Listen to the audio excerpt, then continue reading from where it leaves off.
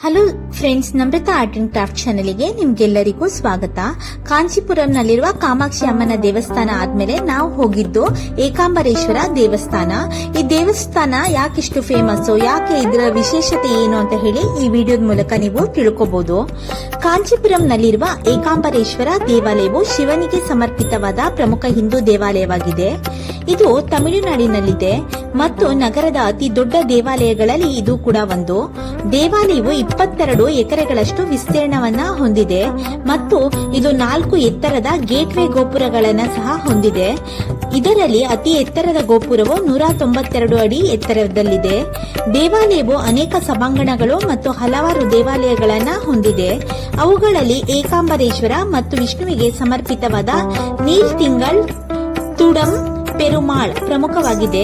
ಏಕಾಂಬರೇಶ್ವರ ದೇವಾಲಯವು ಕಾಂಚೀಪುರಂನ ಅತ್ಯಂತ ಪ್ರಸಿದ್ಧ ದೇವಾಲಯಗಳಲ್ಲಿ ಒಂದಾಗಿದೆ ಮತ್ತು ಇದನ್ನ 9ನೇ ಶತಮಾನದಲ್ಲಿ ಚೋಳ ರಾಜವಂಶಸ್ಥರು ನಿರ್ಮಿಸಿದ್ರು ಅಂತ ಕೂಡ ಹೇಳಲಾಗುತ್ತೆ. ನಂತರದ ವಿಸ್ತರಣೆಯನ್ನ ವಿಜಯನಗರದ ಆಡಳಿತಗಾರರಿಂದ ಮಾಡಲ್ಪಟ್ಟಿತು ಅಂತ ಕೂಡ ಹೇಳ್ತಾರೆ. ಇನ್ನು ಈ ದೇವಸ್ಥಾನದಲ್ಲಿ ಪೂಜಾ ಸಮಯ ನೋಡೋದಾದ್ರೆ ಬೆಳಗ್ಗೆ 6 ಗಂಟೆಯಿಂದ ಮಧ್ಯಾಹ್ನ 11 ಗಂಟೆಯವರೆಗೆ, ನಂತರ ಸಂಜೆ 5ರಿಂದ 8ವರೆಯವರೆಗೆ ನಾವು ದೇವರ ದರ್ಶನವನ್ನ ಮಾಡಬಹುದು. ದೇವಾಲಯವು ಹಲವಾರು ಹಬ್ಬಗಳನ್ನ ಆಚರಿಸುತ್ತೆ. ಅದರಲ್ಲಿ ಪಂಗುಣಿ ಉತಿರಂ ಹಬ್ಬವು ಮಾರ್ಚ್ ಮತ್ತು ಏಪ್ರಿಲ್ ತಿಂಗಳಲ್ಲಿ 13 ದಿನಗಳ ಕಾಲ ನಡೆಯುತ್ತೆ. ಇದನ್ನ ತುಂಬಾ ವಿಜೃಂಭಣೆಯಾಗಿ ತುಂಬಾ ವಿಶೇಷವಾಗಿ ಇಲ್ಲಿ ಆಚರಿಸ್ತಾರೆ. ಈ ಹಬ್ಬದ ಸಮಯದಲ್ಲಿ ಏಕಾಂಬರೇಶ್ವರನ ವಿವಿಧ ವಾಹನಗಳಲ್ಲಿ ಮೆರವಣಿಗೆಯನ್ನ ಕೊಂಡೊಯ್ತಾರೆ. ದೇವಾಲಯವು 1000 ಕಂಬಗಳ ಸಭಾಂಗಣವನ್ನ ಹೊಂದಿದೆ. ಇನ್ನು ಈ ಜಗತ್ತಿನಲ್ಲಿ ಪ್ರತಿಯೊಂದು ಜೀವಿಗಳ ಹೊರಗಿನ ಶರೀರವು ವಾಯು, ಜಲ, ಅಗ್ನಿ, ಭೂಮಿ ಮತ್ತು ಆಕಾಶ ಎಂಬ 5 ಅಂಶಗಳಿಂದ ಮಾಡಲ್ಪಟ್ಟಿರುತ್ತೆ. ಈ 5 ಅಂಶಗಳನ್ನ ಪಂಚಭೂತಗಳು ಅಂತ ಹೇಳಿ ಕರೀತಾರೆ. ಪ್ರಕೃತಿಯು ಈ 5 ಪಂಚಭೂತಗಳು 5 ಶಿವಲಿಂಗಗಳನ್ನ ಪ್ರತಿನಿಧಿಸುತ್ತೆ. ವಿಶೇಷವೆಂದರೆ 5 ಪಂಚಭೂತಗಳನ್ನ ಪ್ರತಿನಿಧಿಸುವ ಶಿವಕ್ಷೇತ್ರ ಇರುವುದು ನಮ್ಮ ದಕ್ಷಿಣ ಭಾರತದಲ್ಲಿಯೇ. ಈ ದೇವಸ್ಥಾನ ಯಾಕೆ ಇಷ್ಟೊಂದು ವಿಶೇಷ ಅಂತ ಹೇಳಿದ್ರೆ, ಭಾರತದ ತಮಿಳುನಾಡಿನ ಕಾಂಚೀಪುರಂ ಪಟ್ಟಣದಲ್ಲಿರುವ ಶಿವನಿಗೆ ಅರ್ಪಿತವಾದ ಈ ಹಿಂದೂ ದೇವಸ್ಥಾನ ಪಂಚಭೂತಗಳಲ್ಲಾದ ಪಂಚಭೂತ ಸ್ಥಳಗಳು ಮತ್ತು ನಿರ್ದಿಷ್ಟವಾದ ಭೂಮಿಯ ಅಂಶ ಅಥವಾ ಪೃಥ್ವಿಯೊಂದಿಗೆ ಸಂಬಂಧಿಸಿದ ದೇವಾಲಯಗಳಲ್ಲಿ ಇದು ಒಂದಾಗಿದೆ. ಇದು ಶೈವ ಧರ್ಮದ ಹಿಂದೂ ಪಂಥಕ್ಕೆ ಸೇರಿದಂತಹ ದೇವಸ್ಥಾನ.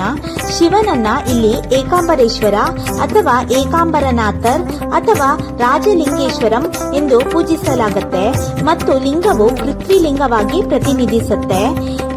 ಅವರ ಪತ್ನಿ ಪಾರ್ವತಿಯು ಏವಲ ಕ್ರುವಲ್ ಎಂದು ಚಿತ್ರಿಸಲಾಗಿದೆ. ಈ ದೇವಸ್ಥಾನದ ವಿಶೇಷತೆ ಅಂತ ಹೇಳಿದ್ರೆ, ಈ ದೇವಾಲಯದ ಸಂಕೀರ್ಣವು ಸುಮಾರು 10 ಹೆಕ್ಟೇರ್ ಅಂದ್ರೆ 25 ಎಕರೆಯಷ್ಟು ವಿಸ್ತೀರ್ಣವನ್ನ ಹೊಂದಿದೆ ಹಾಗೂ ಇದು ಭಾರತದ ಅತಿ ದೊಡ್ಡ ದೇವಾಲಯಗಳಲ್ಲಿ ಒಂದಾಗಿದೆ. ಇದರ ಗೋಪುರದ ಎತ್ತರ ನೋಡೋದಾದ್ರೆ 58.52 ಮೀಟರ್ ಅಷ್ಟು ಎತ್ತರವಾಗಿದೆ. ಇನ್ನು ಅಡಿಯಲ್ಲಿ ಹೇಳೋದಾದ್ರೆ 192 ಅಡಿಯಷ್ಟು ಎತ್ತರವನ್ನ ಇದು ಹೊಂದಿದೆ. ಇದು ಭಾರತದ ಅತ್ಯಂತ ಎತ್ತರದ ದೇವಾಲಯ ಗೋಪುರಗಳಲ್ಲಿ ಇದು ಕೂಡ ಒಂದಾಗಿದೆ. ಈ ದೇವಸ್ಥಾನದ ಮತ್ತಿತರ ವಿಶೇಷತೆಗಳನ್ನ ನೋಡೋಣ. ಸುಮಾರು 194 ಅಡಿ ಎತ್ತರ ಉಳ್ಳಂತಹ ರಾಜಗೋಪುರವನ್ನ ಹೊಂದಿದೆ. ಅದಾದ್ಮೇಲೆ ಮುಖ್ಯ ದ್ವಾರದ ಗೋಪುರದ ಕೆಳಗಿನ ಅರ್ಧ ಭಾಗವು 2 ಬದಿಯಲ್ಲಿ ಒಂದು ವಿನಾಯಕ ಮತ್ತು ಮುರುಗನ್ ದೇವಾಲಯಗಳನ್ನ ಹೊಂದಿದೆ. ಪ್ರವೇಶ ದ್ವಾರದಿಂದ ವಾಹನ ಮಂಟಪ ಮತ್ತು ಸರಬೇಸ ಮಂಟಪ ಅಂದ್ರೆ ನವರಾತ್ರಿ ಮಂಟಪ ಅಂತ ಕೂಡ ಇದನ್ನ ಕರೀತಾರೆ 2 ಸಭಾಂಗಣಗಳಿವೆ. ವಿಜಯನಗರ ರಾಜರು ನಿರ್ಮಿಸಿದ ಆಯಿರಾಮ್ ಕಾಲ್ ಮಂಟಪ ಅಥವಾ 1000 ಕಂಬಗಳನ್ನು ಹೊಂದಿರುವಂತಹ ದ್ವಾರವನ್ನ ಸಹ ಇಲ್ಲಿ ನೋಡಬಹುದು. ಹಾಗೂ ಭೂಗತ ಪವಿತ್ರ ನದಿ ಇತ್ತು ಅಂತ ಕೂಡ ಹೇಳ್ತಾರೆ. ಇನ್ನು 4ನೇ ಅಂಗಳವು ಒಂದು ಸಣ್ಣ ಗಣೇಶನ ದೇವಾಲಯವನ್ನ ಸಹ ಇಲ್ಲಿ ಹೊಂದಿದೆ ಮತ್ತು ಒಂದು ಚಿಕ್ಕ ಕೊಳವನ್ನ ಸಹ ಹೊಂದಿದೆ.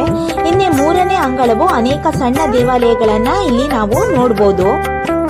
ಇನ್ನು ನಾವು ಗರ್ಭಗುಡಿಯಲ್ಲಿ ಶಿವ ಮತ್ತು ಪಾರ್ವತಿ ಒಟ್ಟಿಗೆ ಕುಳಿತಿರುವ ಚಿತ್ರದೊಂದಿಗೆ ಲಿಂಗವಿದೆ. ಚಿನ್ನದ ಲೇಪಿತ ಲಿಂಗವು ಪ್ರವಾಹದಿಂದ ಬರುವ ವೇಗಾವತಿ ನದಿಯಿಂದ ರಕ್ಷಿಸಲು ಪಾರ್ವತಿ ಲಿಂಗವನ್ನ ಅಪ್ಪಿಕೊಂಡ ಕಥೆಯನ್ನ ಸೂಚಿಸುತ್ತೆ. ಇಲ್ಲಿ ಪಾರ್ವತಿ ದೇವಿಗೆ ಪ್ರತ್ಯೇಕವಾದಂತಹ ದೇವಾಲಯವಿಲ್ಲ. ಕಾಮಾಕ್ಷಿ ಅಮ್ಮನ ದೇವಾಲಯದಲ್ಲಿರುವ ದೇವರು ಏಕಾಂಬರನಾಥನ ಪತ್ನಿ ಅಂತ ಹೇಳಿ ಇಲ್ಲಿ ಜನರ ನಂಬಿಕೆಯಾಗಿದೆ.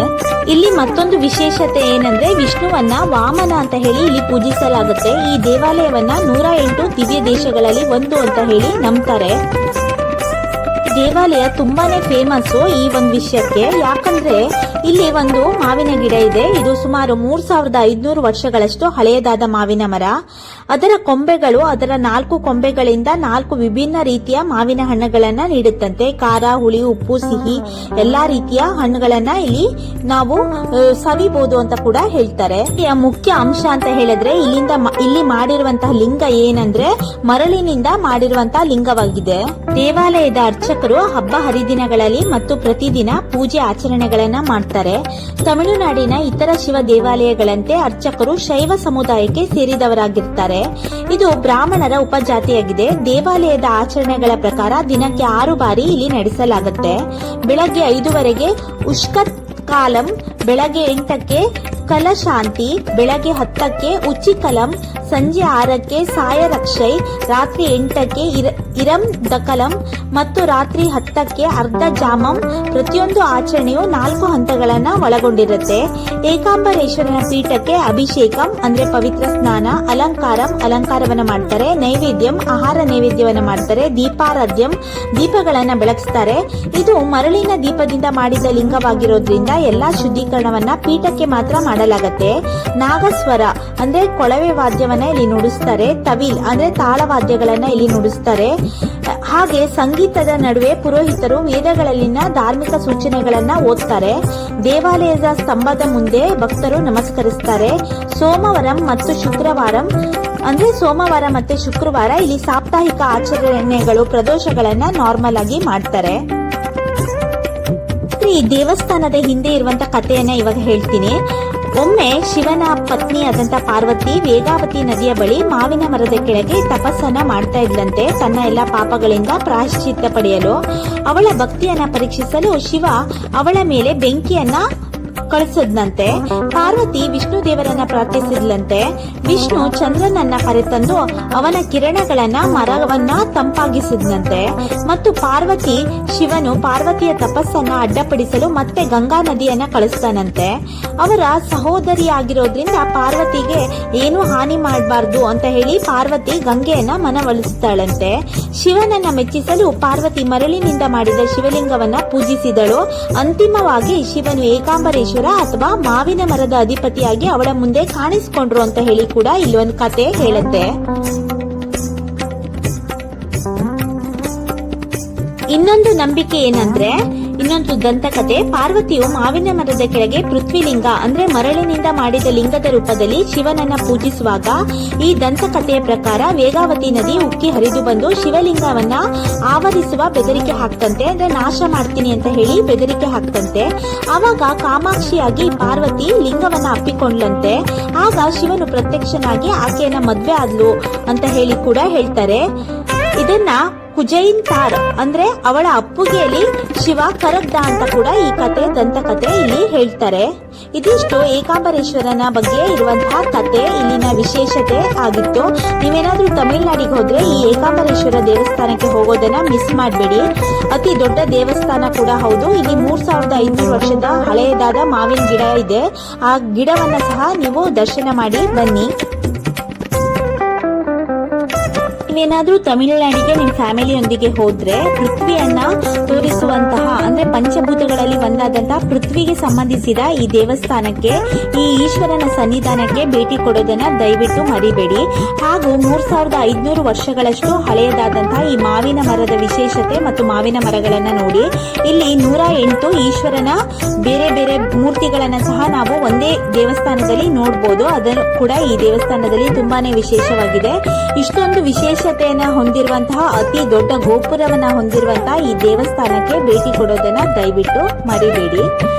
ಈ ದೇವಸ್ಥಾನದ ಪೂಜೆಯನ್ನ ಮುಗಿಸ್ಕೊಂಡು ನಾವು ನೆಕ್ಸ್ಟ್ ಹೋಗಿದ್ದಂತ ದೇವಸ್ಥಾನ ಯಾವ್ದು, ಕೆಲವೇ ದೂರದಲ್ಲಿ ಇರುವಂತಹ ನಾವು ನೆಕ್ಸ್ಟ್ ಹೋಗಿದ್ದಂತ ದೇವಸ್ಥಾನ ಅಂದ್ರೆ ಉಳುಗಲಂತ ಪೆರುಮಾಳ್ ದೇವಸ್ಥಾನ.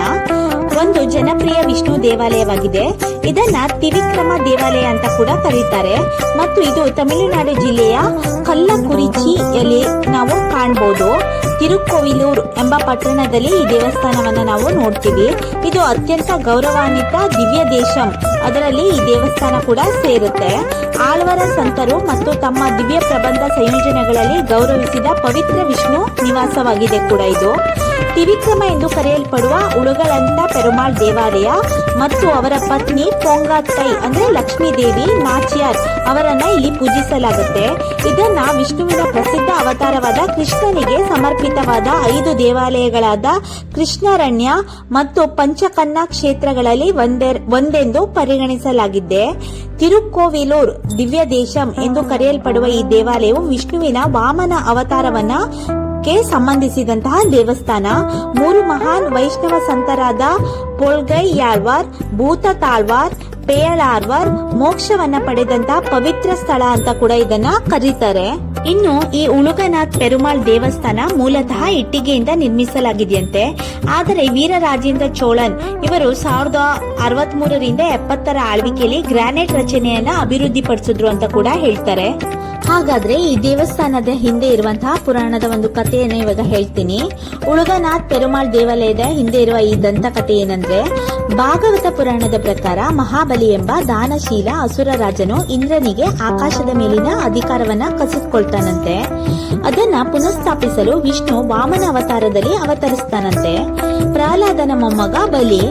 ರಾಜನ ಮಹಾಬಲಿ ತುಂಬಾ ಉದಾರಿಯಂತೆ, ಅವ್ರ ಹತ್ರ ಕೇಳಿದ್ರು ಕೊಟ್ಬಿಡ್ತಿದ್ನಂತೆ. ಮಹಾ ತಪಸ್ಸನ್ನ ಮಾಡಿದ್ನಂತೆ ಹಾಗೂ ಪ್ರಪಂಚದ ಮೆಚ್ಚುಗೆಯನ್ನ ಸಹ ಗಳಿಸಿರ್ತಾನಂತೆ. ಆದ್ರೆ ಅವನಿಗೊಂದು ಗರ್ವ ಇತ್ತಂತೆ. ಅದೇನಂದ್ರೆ ವಿಶ್ವದ ಸರ್ವಶಕ್ತ ಆಡಳಿತಗಾರ ನಾನೊಬ್ನೇ ಅನ್ನೋ ಒಂದು ದುರಂಕಾರ ಇತ್ತಂತೆ. ವಾಮನನು ಮರದ ಛತ್ರಿಯನ್ನ ಹಿಡಿದು ಕುಳ್ಳ ಬ್ರಾಹ್ಮಣನ ವೇಷ ಧರಿಸಿ ರಾಜನ ಮುಂದೆ ಹೋಗಿ 3 ಹೆಜ್ಜೆ ಭೂಮಿಯನ್ನ ಬೇಡಿದ್ನಂತೆ. ತನ್ನ ಗುರು ಶುಕ್ರಾಚಾರ್ಯರ ಎಚ್ಚರಿಕೆಯ ಹೊರತಾಗಿಯೂ ಮಹಾಬಲಿ ಅದಕ್ಕೆ ಒಪ್ಕೊಬಿಡ್ತಾನಂತೆ.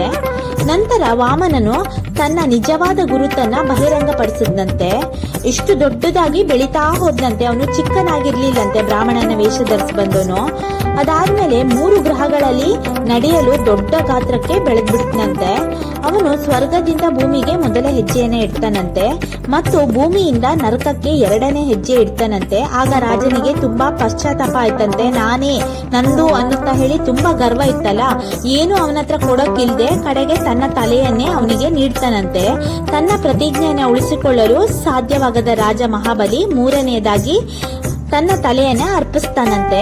ನಂತರ ವಾಮನನು ರಾಜನ ಮೇಲೆ ತನ್ನ ಪಾದವನ್ನ ಇರಿಸ್ತಾನಂತೆ. ಅವನು ಮಹಾಬಲಿ ಮತ್ತು ಅವನ ಪೂರ್ವಜ ಪ್ರಹ್ಲಾದನನ್ನ ಪೂಜಿಸುವ ಮೂಲಕ ಪಾತಾಳ ಅಂದರೆ ಪಾತಾಳದ ಮೇಲಿನ ಆಳ್ವಿಕೆಯನ್ನ ರಾಜ ತ್ಯಜಿಸ್ತಾನಂತೆ. ಇದು ಇಲ್ಲಿನ ಕಥೆಯಾಗಿತ್ತು.